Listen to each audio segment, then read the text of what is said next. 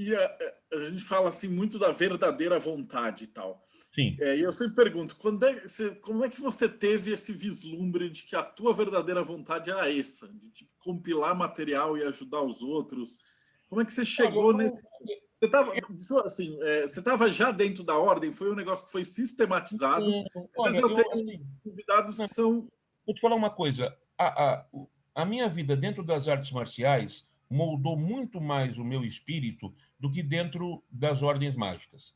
As ordens mágicas acrescentaram, sempre acrescenta. Até quando é uma experiência fracassada, acrescenta para você saber como não fazer. Mas, assim, quando houve fracasso, coisa ruim, a culpa foi minha, não da instituição da ordem. Eu que não me adaptei. Eu passei por vários colégios, 5, 6 colégios, e não me dava bem, nunca me dei bem com o saber institucionalizado. Me formei, assim, a duras penas, sabe, assim, teve curso que eu fiz 2 em 1, e depois encontrei nos Estados Unidos a oportunidade de você conseguir alguns graus de pós-graduação mediante apresentação de teses e não de você fazer aquele curso tradicional no Brasil, senão ia ser difícil. Daí eu consegui evoluir, chegar até o PhD graças a essa facilidade no sistema de lá que tem essa abertura em determinados casos, né? Mas das artes marciais eu aprendi a ter determinação. Porque assim, eu com 3 anos de idade, a minha avó e um tio tiveram tuberculose. Então, a família inteira fez teste de Mantu, o meu deu positivo. Tratamento na época era hidrazida. Me deram 1 ano de hidrazida, eu engordei. Eu era normal, embora minha mãe é gorda. Minha mãe é assim, é baixinha, parece a Pô dos Teletubbies, a vermelhinha, sabe? Aquela, oi, tchau, é igual. A mesma coisa. Então, assim, eu engordei e me botaram no judô. Meu sensei, Shigeto Yamazaki, que eu encontrei com ele no ano passado, na homenagem esportiva na Assembleia Legislativa, fiz 21 anos de judô, cheguei a segundo dan. Depois, porque estava engordando, daí eu vi karatê uma vez na televisão. Esse negócio de televisão sempre influenciou, como influencia muito as pessoas, especialmente as crianças, né? E só que naquele tempo a televisão era mais, é uma influência mais, vamos dizer, mais amena. Não iria dizer mais positiva, porque positividade e negatividade são subjetivos, mas era mais amena. Então mostrava assim, o jornalismo de então, ele registrava a notícia, não queria contar a sua versão dos fatos. Então eu vi o karatê e fiquei apaixonado. Aí o Shigeru Yamazaki recomendou um sensei, que é um professor de karatê, também japonês, e eu comecei a fazer karatê também. Então eu fazia judô segunda, quarta e sexta, e com menos de 7 anos comecei no karatê também. Aliás, judô terça e quinta, karatê segunda, quarta e sexta. E karatê eu fiz 28 anos, fiz 2 estilos. Nihon Karate Kyokai, 20 anos, e 8 anos no karatê de contato, o karatê Oyama, né? Daí, depois desse período, eu sempre gostei de boxe, e aquela época do Mike Tyson era uma coisa... Nossa, você via as lutas do Mike Tyson, que coisa fantástica, né? E aí eu quis treinar boxe, fui treinar boxe com o Juan Dias, sem já nenhuma pretensão de lutar, nunca fui atleta, nunca. Eu sempre quis treinar como uma higiene mental, como um treinamento para ficar fisicamente em ordem e como uma forma de defesa. Mas eu fui treinar, treinei 8 anos com o Juan Dias, mas daí nessa época, não no boxe, mas na academia, nas atividades, eu tive 2 lesões na cervical, eu tive que ficar parado meses e tal, daí comecei a engordar e tal. Bom, resumo da ópera, né? Eu fiquei diabético em 2001 e eu digo para as pessoas assim, quem tem oportunidade, controle o peso, porque eu achava que quem falava para mim, tá gordo, come demais, sabe?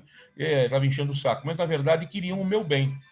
Hoje eu me tornei cadeirante, porque eu tenho 5 hérnias de disco e estenose na medula torácica.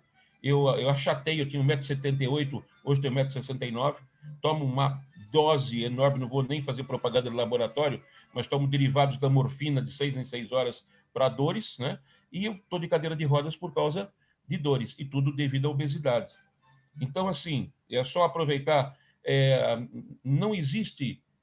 Eu até fiz magia para tentar emagrecer, então a única coisa que eu consegui foi entender que a magia está dentro da minha cabeça para isso. Não tem uma força externa que venha e me costura a boca.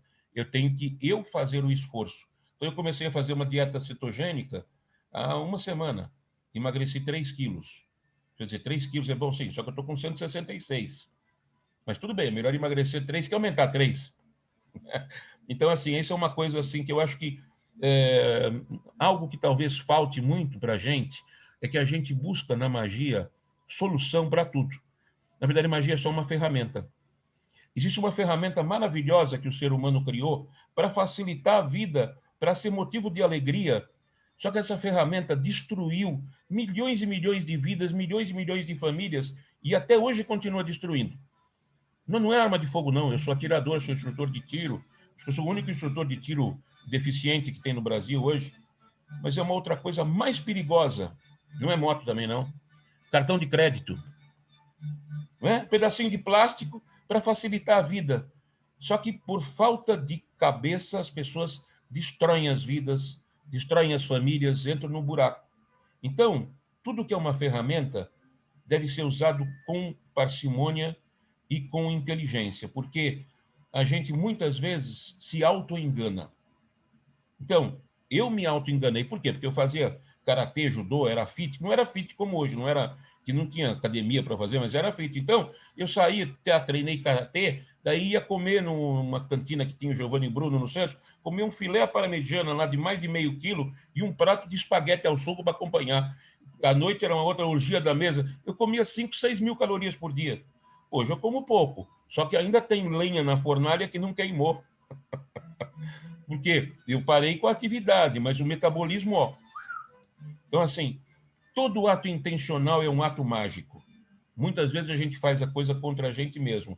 Então, é importante a gente compreender que a magia, que é uma ferramenta fantástica, quando a religião é mágica. A pessoa diz, qual é a melhor religião? Não tem, é que te apetece. Por isso tem gente que muda de religião e, estou melhor aqui, ou então vou voltar para a antiga. Não faz diferença. É importante que você se encontre no seu espaço e não se engane. Porque, assim, se você estiver passando por uma rua escura agora, daí abre uma porta assim, todos nós temos problemas, e alguém fala, Marcelo, vem cá que eu vou te ajudar. Está tudo escuro lá dentro, você vai? Eu não vou. Então, nem Deus, o Criador, sob qualquer conceito, pode nos ajudar se nós não pedirmos e permitirmos. E às vezes é o mais difícil, não é o pedir, é o permitir. Humildade de pedir, quando a pessoa está precisando, a pessoa pede. Agora, permitir, faz a sua parte. E você vê que eu escrevi livros sobre pactos com o diabo, tudo. No final das contas, eu explico muito bem que o pacto é um acordo. Então, o diabo que você contrata pelo contrato, porque o pacto nupcial é um contrato de casamento, o pacto de Varsóvia juntou as nações da antiga cortina de ferro, os países comunistas da Europa, que não existem mais. Então, você contrata um personal trainer, que vai te dar o rumo para o que você quer que aconteça dentro da sua especialidade. Então, ele vai dizer, bom, meu jogo é esse. Você fala, mas eu queria fazer desse jeito. Então, contrata outro. É que nem você dizer, bom, quem que pode fazer eu ficar fit? Pode ser um professor de natação, pode ser um fisioterapeuta, pode ser um fisiculturista, halterofenista, pode ser um corredor. Só que se eu contratar um corredor, assim, ó, vamos levantar 5 horas da manhã e começar a correr. Pô, mas eu não ando. Eu me arrasto com 2 muletas. Então, eu não posso fazer nada por você. Você tem que escolher um outro mais adequado. É o caso de você chamar, vou chamar o fulano, chamar o ciclano. Daí tem gente que diz, tem santo que é surdinho, ou tem igreja que é só para caça-níquel, ou tem o guia que não sei o quê, o Exu interesseiro que quer pinga. Não é isso. É você que está se enganando. Nós somos tão poderosos magicamente que nós temos o poder de destruir a nossa vida, a nossa saúde, a nossa situação econômica e todos à nossa volta. Esse é o poder mágico que o ser humano tem.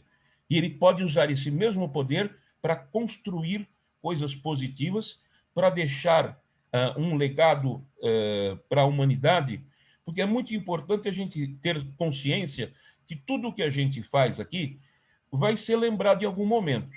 Eu vivo todos os dias como se fosse o último, por 2 motivos. Primeiro, que um dia eu vou acertar. E segundo, que eu sei que vou ser lembrado por como eu vivi aquele último dia. Então, quando eu digo todos os dias como se fosse o último, não no sentido de você fazer tudo que dá na telha, vou soltar os demônios, não. Pelo contrário, viver em harmonia e em paz. Eu acho que esse é o grande poder da magia. Trazer para a gente equilíbrio, harmonia e paz.